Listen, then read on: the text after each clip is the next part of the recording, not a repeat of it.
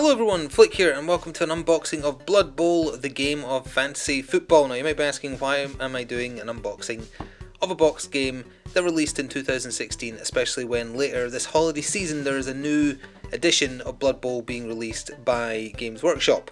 And the reason is I thought it would be a good idea to buy in now and get core things needed for the game ahead of the new edition, because you can probably find them for a good deal. Not directly from Games Workshop because they don't understand the meaning of the word, but I was able to find this new and sealed for £35, which is a bargain in my opinion.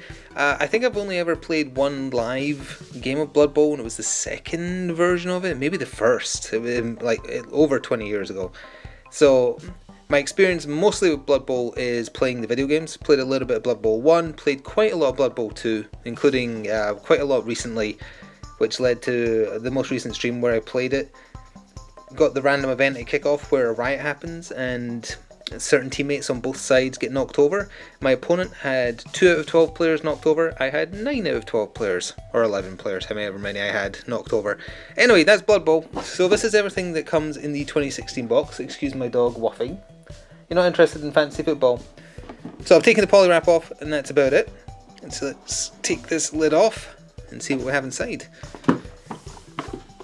So this, much like Blackstone Fortress as well, the other reason for doing this kind of unboxing is that I feel like it's a good introduction to something I want to cover on the channel.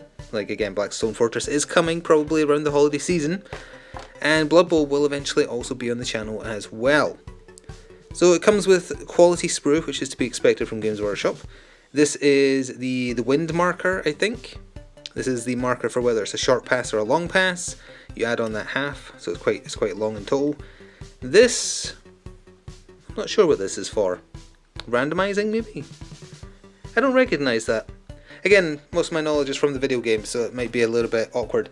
So the game comes with a 12-man orc team and a 12-man human team, who you play as in the game if you play the story mode in 2, the Recklin Reavers.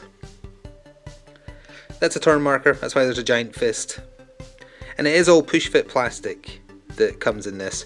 2016 quality should be fine. I wouldn't expect to see any problems. There's football. If you're totally unaware of what Blood Bowl is, it's a cross between American football and rugby, which are quite similar in essence anyway, just with a lot more violence and the chance that turn one of your players might be violently murdered. It happens. And it also might be a good time to start covering Blood Bowl because, as you might be aware, Steamforged has announced the cancellation of their fantasy football game, Guild Ball, which has been going since 2016, I think. I think that's when the Kickstarter was. So a lot of people are looking for alternatives, and they might buy into Blood Bowl because the new version is coming out later this year and Games Workshop isn't stopping support for it. So I figured that might be another good reason to try and jump in. So that's the human sprue. Then we have the orky sprue.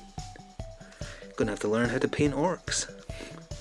So, you know the only thing I don't like about some Blood Bowl minis, like the quality is fine, I don't like that some of them are modelled holding the ball, because the point of the game is to kick the balls around, and there's a ball there, there's a ball there, but then you've got models that are holding the balls. So, continuity annoys me, but I understand that's my problem, it's fine.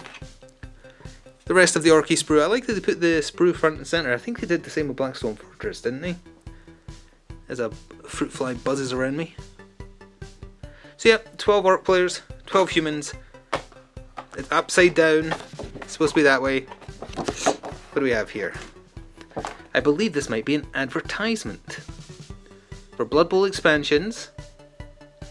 On the subject of expansions, if you want the rules for some of the later teams that got added to this version, there's one big almanac. I think it's called, what's it called? The Head Coach's Guide. It's like a collection of all the rules for all the teams. So you don't need to buy each individual expansion that's come out since 2016. Now, obviously, once this new edition launches, you're back into the Games Workshop Money Train DLC model, which is a shame. If you want new stuff, if you're happy with your old teams, that's not a problem. So, my official rules have ripped poly. Well, that just means we can open them then, I guess. Come here. Now again, my knowledge of the rules of Blood Bowl are because I played the video game, and the nice thing about playing a video game is that it keeps you right. It doesn't ever forget or have an oversight. What is this? Oh, quick reference, nice, and a bit of cardboard to keep it. Okay. You know, Cyanide, which is the company that makes the video game version of this for Games Workshop, I actually think they did too good a job with Blood Bowl 2. Such that everybody, well, obviously the outbreak stopped people playing live games of this as well, but I feel like the video game representation of this is so perfect, like no joke, it killed some enthusiasm for actually playing with the miniatures.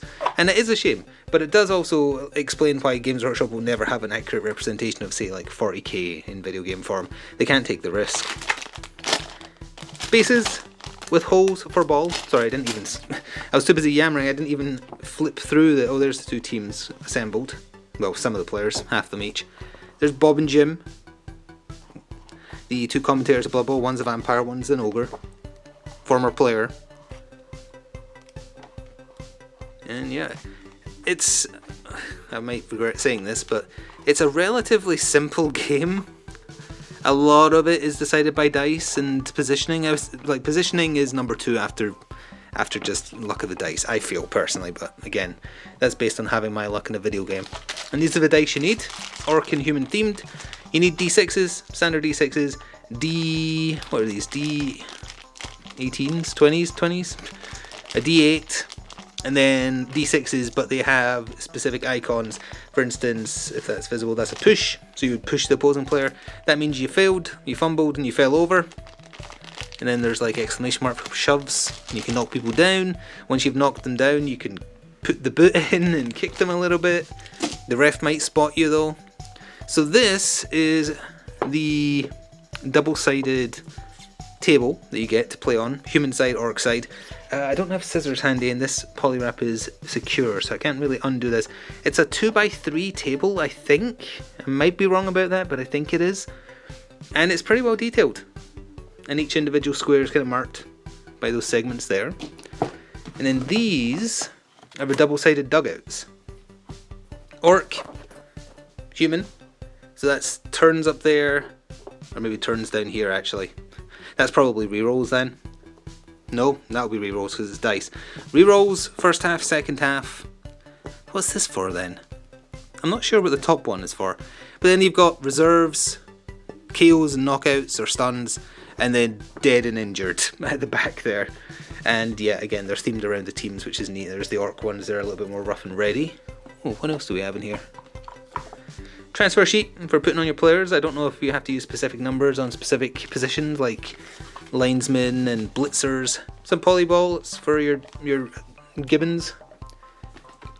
And then finally, what is this? Card deck pack miscellaneous mayhem? Oh, it's stat cards and special events, I think. So there's a standard stats card for a blitzer.